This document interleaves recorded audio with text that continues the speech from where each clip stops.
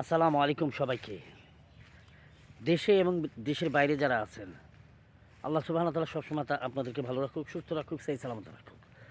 একটা কথা বলার জন্য আসছি ভাই। যতটুকু সম্ভব চেষ্টা করবেন আমার এই ভিডিওটা একটু শেয়ার করার জন্য। হঠাৎ করে আজকে ফেসবুকে একটা ভিডিও দেখলাম আমার এক প্রবাসী ভাইয়ের বিষয়বস্তু নিয়ে। তো শুটিংয়ে থাকা অবস্থা হয়তো অনেক সময় অনেক কথা বলা যায় না। কষ্টটা লাগছে এই জায়গায় যে প্রবাসী ভাই তার নিথুর দেহ প্রবাসে পড়ে আছে। সেই কোম্পানির কর্তৃপক্ষ তার পরিবারকে ফোন দিয়ে বলছে, আপনার টাকা লাগবে না দেহ লাগবে? সেই পরিবারের কর্তা ওই প্রবাসী ভাইয়ের যে বাবা, সে বলছে আগে একটু চিন্তা ভাবনা করে দেখি, পরিবারের সাথে কথা বলি।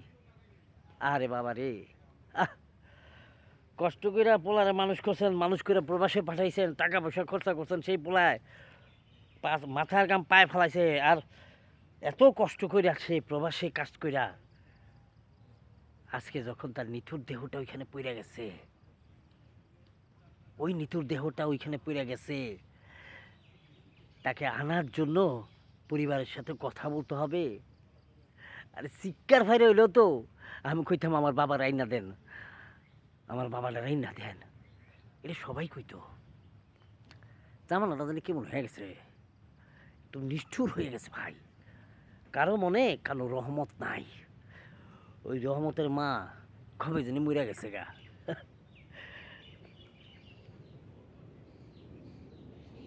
দোয়া করি প্রবাসী ভাইয়ের জন্য, আল্লাহ যেন আপনাকে জান্নাতুল ফেরদৌস দান করে।